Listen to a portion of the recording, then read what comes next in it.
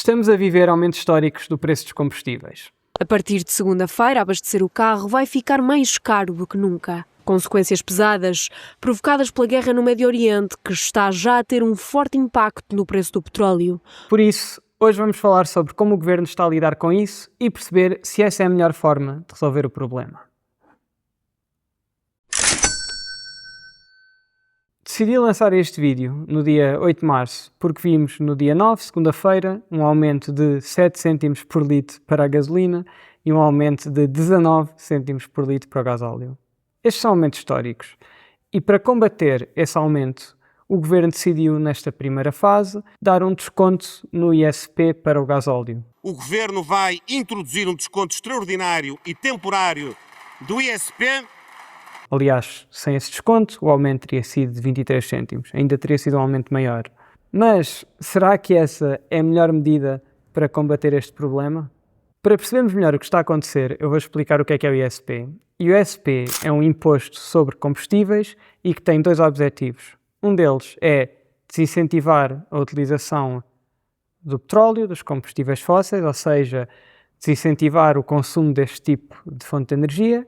E o segundo é aumentar as receitas do Estado, para o Estado se financiar, para fornecer os serviços que fornece. E este aumento que nós vimos no preço dos combustíveis deve-se ao que chamam um choque geopolítico, devido à guerra do Irão e devido ao encerramento do Estreito de Hormuz. O Estreito de Hormuz é a passagem marítima de cerca de 20% do petróleo e do gás natural e que, de feito, com o conflito no Irão, autoridades e imprensa iranianas chegaram mesmo a avançar nas últimas horas que o Estreito foi bloqueado pelo Irão. E por isso é normal que, com o encerramento desse Estreito, tenha havido um grande choque, uma grande quebra da oferta de combustível no mundo inteiro. Esta quebra na oferta vai ter duas consequências. A primeira é um aumento direto no custo dos combustíveis, ou seja, vai ter um impacto direto em quem utiliza combustíveis no seu dia-a-dia, e também vai ter um segundo impacto indireto que vai resultar no aumento do preço de todos os bens que envolvam combustível ou na sua produção ou na sua distribuição. Por isso, politicamente, há aqui duas coisas que se vão querer mudar. Uma delas é desincentivar a utilização de combustíveis, porque há um grande choque na oferta, ou seja, há menos combustíveis, há menos energia, portanto, pretende-se utilizar menos até este choque ser resolvido. E o segundo é garantir que este impacto, este choque, é atenuado para as pessoas com menos posses, para as pessoas mais pobres. E é à luz destas duas coisas que eu venho de falar sobre o ISP e sobre o efeito deste imposto, porque, à primeira vista, este imposto parece sensato, parece fazer sentido, porque se nós temos um problema de aumento do custo de energia, nós temos, e é natural, temos esta reação de que o que nós queremos é baixar o preço dessa energia. Mas este é um ótimo exemplo de uma medida que, à primeira vista, parece ser sensata, parece cumprir os objetivos que pretendemos, mas que, na realidade, vai levar aos efeitos opostos. E eu vou explicar porquê.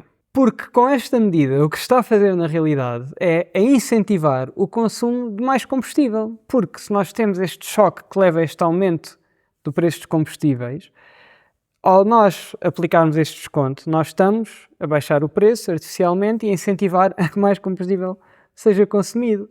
E a outra parte da medida é que quais é que são as pessoas que consomem mais combustível, consomem mais energia?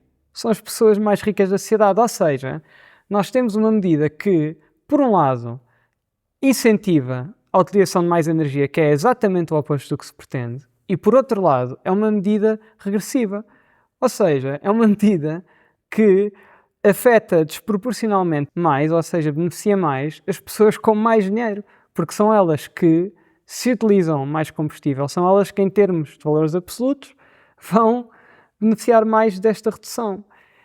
E por outro lado, pessoas que consomem menos não só vão ter uma vantagem menor, porque só tens o desconto quando tu consomes essa energia, mas tudo o que sejam aumentos de preços indiretos não vão ser contemplados. E essas pessoas basicamente vão simplesmente ver as coisas mais caras sem ter nenhum subsídio para as ajudar.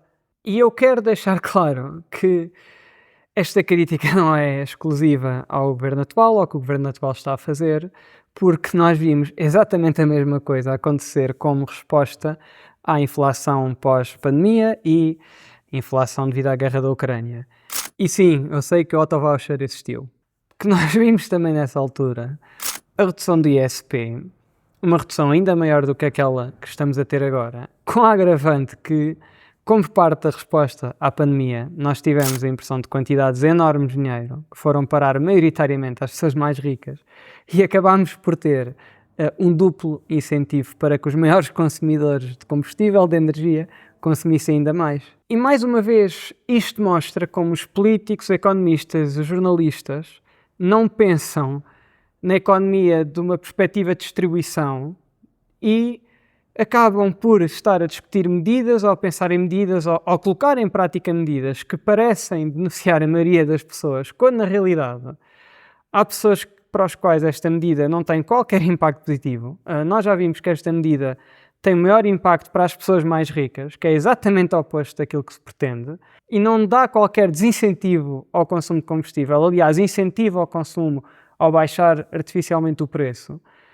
E no fundo acabamos por estar a discutir coisas de forma incompleta, de forma errada e de forma que a maioria das pessoas não fica a ganhar com isso. Por isso, e aqui um bocadinho em jeito de provocação e um bocadinho para fazer pensar, uma alternativa seria manter ou até aumentar esse imposto e no final, ou seja, no final de recolher o valor para toda a sociedade, simplesmente pegar no valor total e distribuir em partes iguais por toda a população. Porque esta medida de pegar em algo ou taxar algo e a seguir distribuir todo esse dinheiro pela população de forma igual é em si uma medida progressiva. Porquê?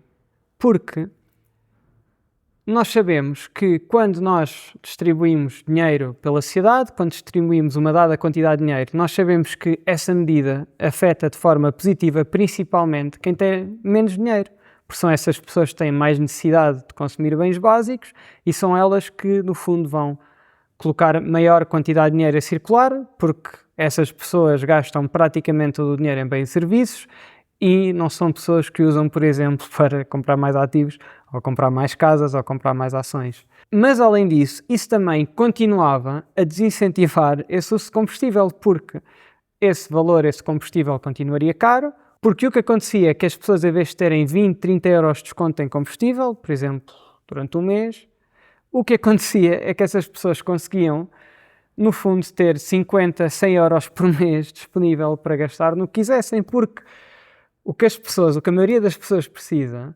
não é necessariamente do maior desconto no combustível. O que as pessoas precisam é de mais dinheiro para conseguir gastar naquilo que precisam, seja por causa do aumento do combustível e gastariam em si em mais combustível que precisavam, mas também porque se isto vai causar aumentos em toda a sociedade, então isto era uma forma, primeiro, de prevenir esses aumentos, porque isto iria reduzir o consumo e iria ter aqui um impacto maior no aumento de combustível, e por outro lado, porque conseguia lidar com estes efeitos indiretos. E é isso. Hoje foi um vídeo mais curto, mas que eu achei importante porque ilustra muito bem a forma como não se pensa na economia, como se falha a olhar para esta perspectiva distributiva da economia e mostra também porque é que eu me foco tanto nisso aqui no canal, porque isto é cada vez mais aquilo que impulsiona a economia, que molda a forma como a economia funciona e ninguém está a falar.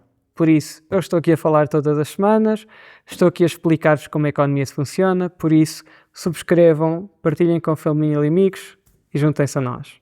Obrigado.